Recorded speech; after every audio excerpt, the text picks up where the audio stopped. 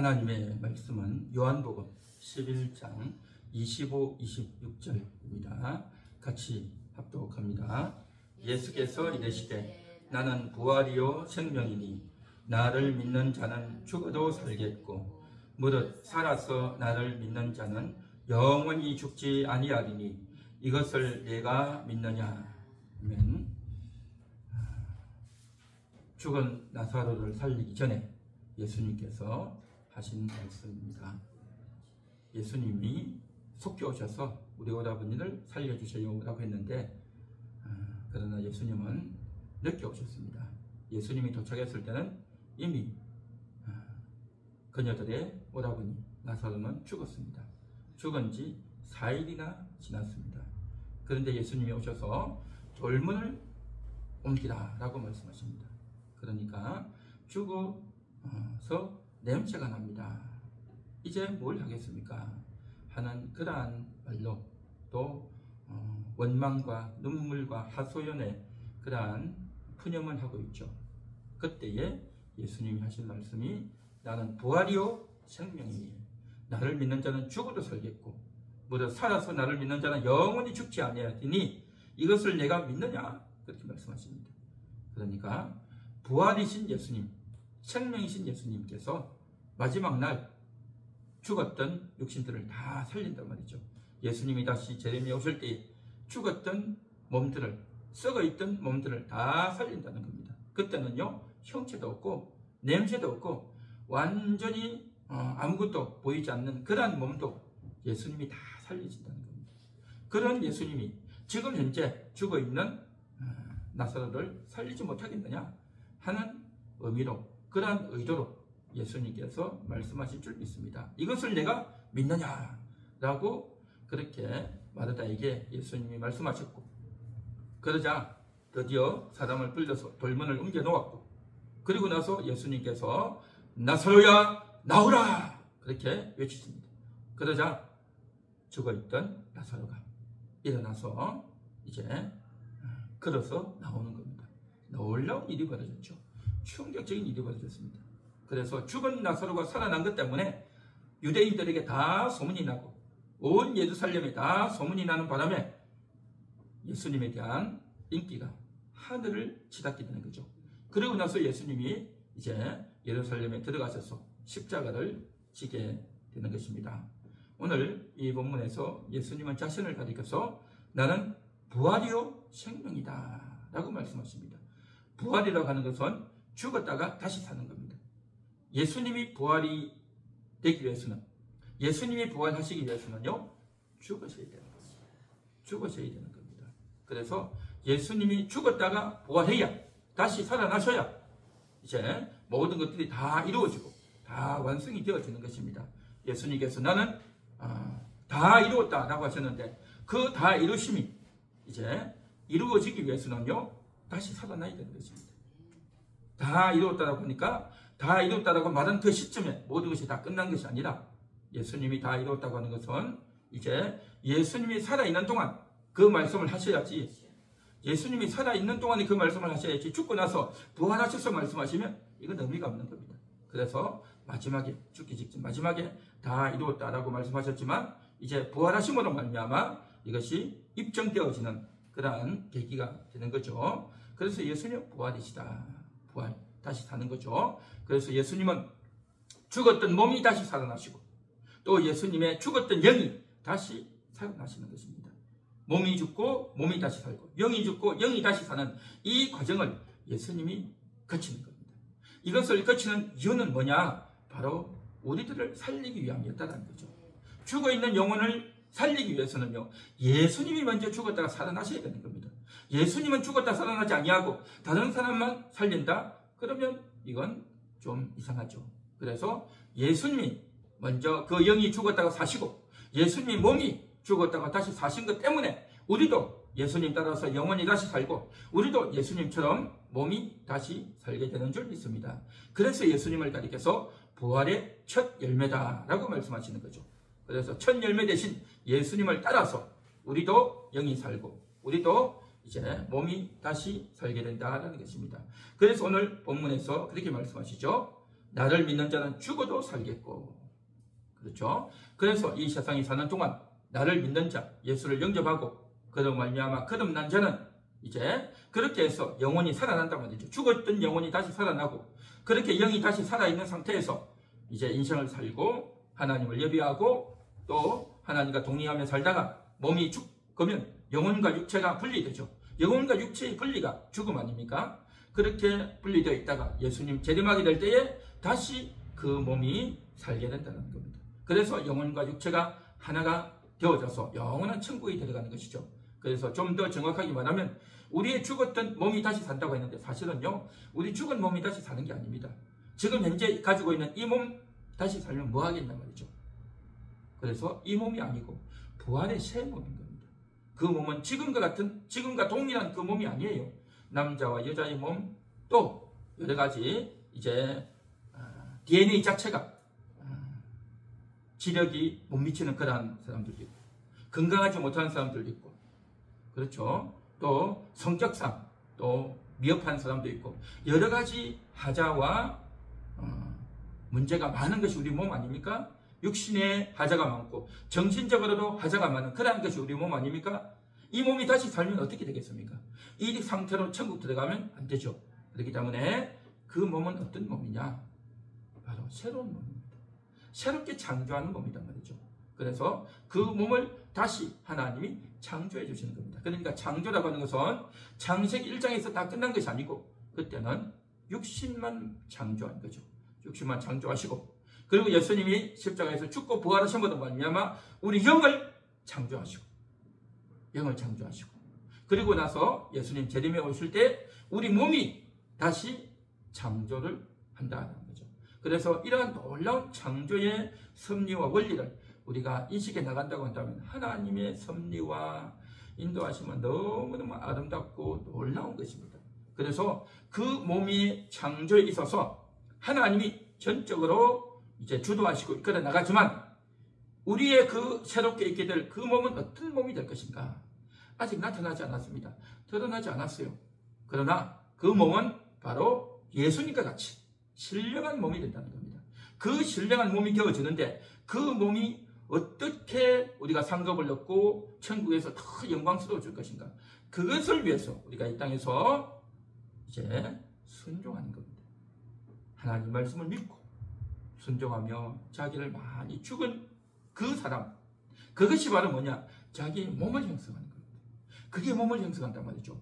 우리는 몸 하면 그냥 살, 피, 뭐 키가 크냐 작냐 뭐 이런 것, 육신의 현재의 모습만 생각하는데 천국에서 살아가는 그 몸은 뭐냐? 그 몸은 바로 주의 말씀을 순종했던 것. 이걸 가지고 우리가 천국에 가는 겁니다. 하나님이 인정하시는, 하나님을 기쁘시게 할 만한 그러한 것들이 우리의 몸이 되는 겁니다. 놀라운 것입니다. 그래서 그러한 형상을 위해서 우리가 이 땅에서 수고하는 겁니다. 그걸 위해서 더 많이 전도하고 기도하고 주님과 동행하고 육신이 죽어지는 그 과정들을 하라고 계명을 주시고 사랑하라고 했던 그 모든 것들이, 그렇게 하는 과정 가운데서 내가 손해를 보고 넘어지기도 하고 억울하기도 하지만 그걸 통해서 새 몸이 입혀진다는 겁니다. 할렐루야. 그 새 몸이 이루어져야 그 몸이 지금 현재 육신의 몸이 아니다. 이 육신의 몸은 죄악의 몸이고 어리석은 몸이고 미련한 몸이고 바보 같은 몸이고 형편없는 몸, 피가 나는 몸이지만 그 새 몸은 어떤 몸이냐? 바로 우리의 순종으로 만들어지는 그 새 몸이 될 줄 믿습니다. 그래서 우리가 이제 새로운 창조에 들어가겠어 영원한 삶을 살게 되는데요. 그래서 예수님께서 나를 믿는 자는 죽어도 살겠고 라고 했죠. 육신이 죽어도 다시 산다 라고 했습니다. 그리고 모두 살아서 나를 믿는 자는 영원히 죽지 않는다 했죠. 살아서 나를 믿는 자 누구겠습니까? 영혼을 말하는 겁니다. 우리 영혼, 그 영은 영원히 죽지 않습니다. 육신은 죽지만, 육신은 썩어지지만 영은 영원히 죽지 않고 영원히 살아있는 것입니다. 영원히 살아있는단 말이죠. 우리가 인생을 살아가는 동안 실수할 수도 있고 또 죄를 지을 수도 있고 또 부끄러운 일을 행할 수도 있습니다. 그러나 영은 절대 죽지 않습니다. 영은 영원히 죽지 않습니다. 그래서 예수님이 그렇게 언급하셨고 예수님의 말씀은 진리이고 틀림없는 사실인 줄 믿습니다. 그래서 이 사실을 내가 믿느냐라고 라고 할 때 받았다가 내가 믿나이다 라고 하죠. 자, 오늘 여기서 예수님이 하셨던 이 말씀은 니고데모에게 하셨던 말씀하고도 일맥상통한 것입니다. 거듭나지 아니하면 하나님 나라에 들어갈 수 없느니라 라고 했죠. 우리가 이 세상 사는 동안에 예수님을 믿고 영접함으로 말미암아 거듭나야 되는데, 그런데 거듭나지 못한 삶을 사는 사람들이 많이 있다는 거죠. 불신자로서 교회를 한 번도 안 나와서 그렇게 해서 거듭나지 못한 사람도 있지만, 교회를 오지만 종교인같이 사는 사람이 있다는 거죠. 그래서 그렇게 거듭나지 못한 자는 하나님께 이끌리지 못하고, 하나님 말씀이 꿀송이같이 달지가 않고, 하나님을 찬양하고 감사하고 싶은 그 자발적인 마음이 속에서 올라오지 않고, 그렇게 살면 얼마나 그 인생이 참으로 안타깝고 괴로운 인생이 되겠느냐 하는 겁니다. 그래서 그렇게 이제 살아서는 정말 종교인 같은 그러한 신앙생활은 자신이 힘들고 또 남들이 볼 때도 안타까운 인생이 되겠죠. 그러니까 겉으로 형식적으로만 신앙생활을 하는 것이 되고 말겠죠. 그래서 왜 거듭나지 못할까? 왜 거듭나지 못할까? 결국에는 거듭나게 하시는 분은 하나님이십니다. 하나님이 거듭나게 해주셔야 돼요. 그런데 하나님이 그 사람을 언제 거듭나게 하실지, 어떤 방법으로 거듭나게 하실지, 누구를 통해서 거듭나게 하실지는 아무도 몰라요. 본인도 모르고 다른 옆에 있는 사람도 모르고 아무도 모릅니다. 하나님만이 하셔요. 하나님만이 하십니다. 중요한 것은 이러한 원리를 성경에서 우리에게 가르쳐주고 있다는 것입니다. 예수님이 가르쳐주셨고 성경 곳곳에서 이러한 생명의 원리를 다 가르쳐주셨습니다. 생명의 원리. 이 세상에 살아가는 동안 사람들은요, 자기가 자유롭게 선택하고 내가 어떤 것을 선택할 것인가, 어떤 결정을 할 것인가, 이것을 통해서 내가 얻을 수 있는 것이 무엇인가, 이것을 통해서 내 가정을 위해서, 내 인생을 위해서 내가 할 수 있는 것이 무엇인가, 무엇이 필요한가를 생각하면서 끊임없이 사람들은 그걸 찾는 겁니다. 돈이 필요하고, 인간관계가 필요하고, 더 좋은 물품이 필요하고, 나의 유익을 위해서, 나의 행복을 위해서 무엇을 가져야 될까? 내가 지금 이것이 부족한데, 이것이 부족한 것 때문에 내가 더 힘들고 더 죽을 것 같고 내가 더 손해를 보는 것 같고, 그러한 마음들 가운데 쭉 살아간단 말이죠. 그러다 보니까 다 눈에 보이는, 귀에 들리는 그러한 것에 매여서 다 살아가는 것입니다. 그러한 인생들로 살다 보니 하나님의 음성이 들리지 않고 하나님의 인도하심보다도, 영적인 것보다도 육신적인 것, 세상적인 것, 눈에 보이고 귀에 들리는 것에 매여서 그렇게 산단 말이죠. 그런 상태가 바로 뭐냐? 거듭나지 못한 상태다라는 것입니다. 그러다 보니까 그 마음이 완고해지는 겁니다. 하나님 말씀을 듣고 하나님께로 더 깊숙이 나아가야 되는데 그렇지 않고 마음이 굳어 있는 겁니다. 하나님 말씀에 대해서 마음이 굳어 있고 마음의 문을 열지 않는 그러한 겁니다. 다른 것에 대해서는 마음의 문을 잘 열어요. 다른 사람을 만나고 배려심이 있고 잘 참아주고 잘 기다려주고 착하고 잘하지만 하나님에 대해서는 그렇지 않다는 겁니다. 이거 참 신기하죠. 하나님에 대해서는 마음의 문을 열지 않고, 하나님에 대해서는 마음이 굳어져 있고, 하나님에 대해서는 아주 딱딱한 그 마음이 있단 말이죠. 이것이 바로 뭐냐? 생명에서 떠나 있는 상태인 것입니다. 몰라서 그런 것이 아니라, IQ가, 지능이 모자라서 그런 것이 아니라, 하나님을 거부하는, 하나님을 받아들이는 것이 왠지 마음이 열리지 않는, 마음이 내키지 않는 그러한 일이 벌어지는 겁니다. 그래서 하나님께로 가까이 나아가지 않고 말씀 듣는 것을 거부하고 그렇게 되는 겁니다. 고의적인 그러한 거부이고, 그래서 하나님을 알 수 없다는 거죠. 이렇게 되어진 심령, 굳어져 있고 딱딱해져 있는 이 심령의 상태, 이거 참 괴로운 겁니다. 그래서 결국에는 그로 말미암아 하나님의 영광에 이르지 못하고 거듭나지 못하고 구원받지 못하고 있는 것입니다. 그래서 이야기해야 되는 겁니다. 하나님을 향해서 마음의 문을 열어야 되는 겁니다. 하나님을 향해서 마음의 문을 여는 것, 이것이 가장 중요한 것입니다. 이것이 가장 중요합니다. 인생을 사는 동안에 내가 싫은 사람, 내 마음에 안 드는 사람에 대해서는 내가 미워하고 또 마음의 문을 열지 않고 외면하고 이야기도 안 하려고 하고 고개를 돌려버리고 그렇게 하고 살죠. 그러다가 내가 생각을 바꿔가지고 그래도 그럴 수 있겠지 라고 세월이 지나면 그렇게도 하겠죠.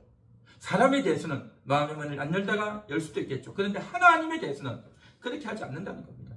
이게 안타까운 그런 실정이죠. 그래서 미리 알려주는 겁니다. 미리 알려줘서 그 결정적인 순간이 오면 하나님께서 마음의 문을 열어야 된다는 것을 알려주는 겁니다. 미리 알려줘서 그것을 듣고 있어야 결정적인 순간이 되면 마음의 문을 여는데 도움이 될 수가 있겠죠. 그래서 참 하나님을 모르고 하나님에 대한 인식이 없이 살아가는 그 상태, 거듭나지 못하고 살아가는 상태, 하나님에 대해서 돌같이 굳어있는 마음의 상태, 이것을 마음의 문을 열어야 되는 겁니다. 그래서 우리가 늘 찬양할 때 온유한 주님의 음성을 피하지 말라 라고 하는 찬양이 있지 않습니까? 피하지 말라, 피하지 말라.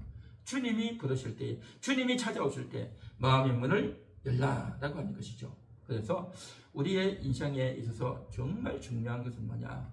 생명이라는 겁니다. 생명. 우리는 생명이라고 하는 그 인식을 잘 하지 못합니다. 잘 하지 못하고 중요한 것은 나의 선택이다. 내가 어떻게 결정할 것인가? 나에게 필요한 것이 무엇인가? 내 인생에 필요하고 우리 가정에 필요한 것이 무엇인가? 지금 현재 어떤 상황 가운데 있는가? 지금 현재 상황이 어떤 상황이고 나에게 필요한 것이 뭔가? 그리고 그것을 어떻게 하면 얻을 수 있을 것인가? 그래서 내가 어떤 선택을 해야 될까? 그래서 내가 어딘가에 가서 뭔가를 모르는 걸 배우고 사람을 통해서 배우고 들어서 알아서 잘 선택해서 이 어려운 난관을 타개해 나가려고 하는 그러한 것에 생각을 많이 합니다. 그런데 생명의 차이라고 하는 것이 사람들은 잘 인식을 못하고 있습니다. 생명. 그 생명이 뭐냐? 바로 부활의 생명이라는 거죠. 우리가 이 세상 살아가는 곳에 다 생명들이 있습니다. 봄 되면 각종 식물들이 자라나고 풀들이 자라나고 나무에서 꽃들이 피고 또 이제 개나리 진달리가 피고 좀 있으면 또 이제 벚꽃이 피고 목련이 피고 해당화가 피고 또 튤립이 피고 각종 나무들에서 꽃들이 활짝 피는 겁니다. 참 신기하죠. 평상시에는 그 나무가 저 나무가 무슨 나무일까 잘 몰랐는데 꽃이 피고 나니까 이게 벚꽃이구나, 이게 목련이구나, 그때에 알게 되죠. 생명력인 겁니다.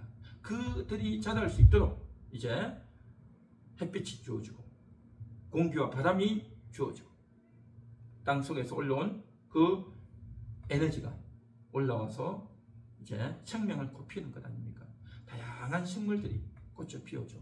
또한 이제 땅에 기어다니는 곤충들, 또 조그마한 초식 동물들, 또 개나 고양이나 사자나 호랑이 같은 큰 짐승들, 다양한 짐승들이 열심히 뛰어다니는 것, 이 참 굉장한 생명력이죠. 바다의 물고기들이 그렇게 잘 헤엄을 칠 수 있는 것들, 대단한 생명이죠. 사람은 그렇게 할 수 없어요. 하늘에 나는 새들을 볼 때 그 다 생명인 겁니다. 그 생명의 특징이고 그 생명 안에, 그 몸 안에 있는 DNA가 그렇게 할 수 있는 그림과 에너지와 지혜가 다 주어져 있는 겁니다. 그러한 식물의, 동물의 에너지가 다 있어서 그렇게 살아가는 겁니다. 어린아이들도 마찬가지 아닙니까? 그 정말 낳을 때는 조그마한 아이가 낳지만 그러나 그 아이가 점점 자라나고 씻기고 먹이고 하다 보면 자라나게 되고 방긋방긋 웃게 되고 말도 배우게 되고 밥을 먹게 되고 그렇게 할 수 있는 것 생명이죠. 때로는 넘어져서 이제 다치기도 하고 울기도 하지만 점점 자라나는 이 생명력들, 이 생명의 신비를 바라볼 때 사람들은 너무 신기하고 너무 대단하지 않습니까? 그래서 이제 자기 손자들이 너무 좋아가지고 사진에다 올려놓고 자랑을 하고 그렇게 하지 않습니까? 그 생명의 신비인 겁니다. 대단하죠. 대단한 겁니다. 그래서 그 생명이 인생을 살아가는 동안 때로는 이제 다치기도 하고 피도 흘리고 상처가 나기도 하지만 그것이 조금 후에 또 회복되어지는 겁니다. 회복되어져요. 또 우리가 뭘 잘못 먹었을 때 그것이 토해내죠. 그 토해내는 게 뭡니까? 속에서 거부가 있다는 거죠. 속에서 거부가 있는 토해내지는 겁니다. 그러면서 우리 생명이 복구되고자 하는 온전하게 회복되고자 하는 그러한 것이 다 있다는 거죠. 그것도 다 생명력인 겁니다. 이런 놀라운 생명력 가운데 살아가는 겁니다. 그리고 인생을 살아가는 동안에 내가 이렇게 해서는 안 되겠구나 하고 느끼고, 양심으로 느끼고, 또 내가 이렇게 하면 안 되겠다 하고 배우고 하는 이 모든 것들이 다 생명력인 겁니다. 육의 생명력이죠. 그런데 우리는 그런 육의 생명으로만 살 게 아니라요, 영의 생명으로 살아야 되는 겁니다. 부활의 생명으로 살아야 되는 겁니다. 예수님께서 말씀하신 바대로 나는 부활이요 생명입니다. 그래서 그 부활의 생명이 나에게 들어와야 되는 겁니다. 부활의 생명이 들어오지 않은 상태에서 육신의 생각과 인식과 머리를 쓰고 연구를 하고 육신의 재능을 가지고 제 아무리 열심히 하고 잘한다고 해서 자기의 삶이 구원을 얻을 수 있는 것은 아니다라는 겁니다. 영적 생명을 얻어야 되는 겁니다. 부활의 생명을 가져야 되는 겁니다. 생명의 문제라는 거죠. 생명을 얻지 못한 상태에서 인간이 제 아무리 열심을 하고 재주를 부리고 최선을 다한들 절대 할 수 없는 겁니다. 인간은 새처럼 날 수 없고, 인간은 물고기처럼 바다를 헤엄칠 수 없는 겁니다. 인간은 짐승들처럼 그렇게 다닐 수가 없어요. 생명이 그렇지 못하기 때문이다 말이죠. 우리는 짐승들처럼 그렇게 될 수는 없어요. 될 필요도 없어요. 우리에게 필요한 것은 뭐냐? 그러한 짐승들처럼 되는 것이 아니라 우리는요, 부활 생명을 가져야 될 줄 믿습니다. 예수님을 닮아야 될 줄 믿습니다. 예수님처럼 부활 생명을 얻어서 영원한 세계를 소망하면서 그 영원한 삶을 살아가는 겁니다. 영원한 생명, 부활 생명 얻어야만이 이제 우리가 현실 가운데서 일어나는 허무함, 미련한, 죄에 빠진, 실수하는, 상처 입었던, 억울했던, 또 온갖 낙담되어졌던, 또 분노했던 이런 여러 가지 것들, 세상에 매이고 탐욕에 매이고 세상의 것에 중독되어지고 그랬던 이 모든 것들을 회복하고 복구할 수 있는 것, 그것은 바로 부활 생명인 것입니다. 그 부활의 생명이 우리 속에 들어와서 부활의 생명이 우리 속에서 힘을 발휘하고 에너지가 나타남으로 말미암아 부활 생명력으로 말미암아 대단한 일이 이루어지고 역사가 나타나게 될 줄 믿습니다. 하나님이 이러한 방식으로 우리를 인도하시고 우리에게 큰 복을 주시고 우리에게 그래서 영생을 주시겠다고 하는 것입니다. 하나님이 주시겠다고 하는 그 영생, 그 부활 생명은요, 절대 시시하지 않습니다. 대단한 것입니다. 우리에게 꼭 필요한 것입니다. 우리는 인생을 살면서 필요한 것 하면 육신의 것, 물질적인 것만 생각하는데 그렇지 않습니다. 정말 우리에게 필요한 게 뭐냐? 부활 생명인 겁니다. 영생을 누리는 것입니다. 그 부활 생명이 우리에게 충만해야 되는 겁니다. 거듭나지 못한 자는 이 사실을 전혀 맛보지 못해요. 그래서 저들은 아무것도 할 수 없어요. 영적으로 아무것도 할 수 없어요. 아무것도 할 수 없는 그들을 우리가 불쌍히 여기고 그들을 위해서 기도해주고 하나님 저들을 거듭나게 하옵소서. 저 생명들을 살려주옵소서. 저 속에 부활 생명이, 새 생명이 작동되어지게 하옵소서. 그런 마음으로 우리가 간절히 기도해야 될 줄 믿습니다. 부활 생명이 없는데 아무리 옆에서 말을 하고 건면을 하고 잔소리를 해도 아무 소용이 없어요. 아무 소용이 없어요. 알아들을 귀가 없어요. 들리지가 않는단 말이죠. 그들을 위해서는요, 기도하는 것밖에 할 게 없어요. 그래서 그 영의 안타까움을 보고 거듭나지 못한 영혼, 죽어있는 영혼의 안타까움을 보고 우리가 정말 기도해야 되는 겁니다. 간절히 기도해야 되는 것입니다. 뿐만 아니라 거듭났는데 잠에 들어있는 영혼들이 있어요. 그 영혼들은 어떻습니까? 거듭나긴 했지만 세상에 빠지고 육신에 빠지고 또 죄에 빠져서 그렇게 또 살아가는 영혼들도 있어요. 그 영혼들을 날마다 권면하고 그 영혼들이 깨어나도록, 그 영혼들이 주님과 하나 되어지도록, 그 영혼들이 돌이키도록 권면하고 이끌어줘야 되는 겁니다. 그의 잘못과 실수를 가지고 지적하고 비방할 것이 아니라 그의 영혼을 깨워서 그의 영혼이 하나님과 결속되어질 수 있도록 그렇게 온전히 연결시켜주고 난 이후에, 하나님과 하나 되어지고 난 이후에, 그리고 나서 이제 그의 잘못들을 깨닫게 되고 또 이제 회개하게 되고 하나님께로 새롭게 되어지는 그런 역사가 나타나게 될 줄 믿습니다. 이 놀라운 일들, 먼저는 생명이다. 거듭나게 하나님의 거듭남의 역사가 있도록 기도해주고 간구하는 일이다.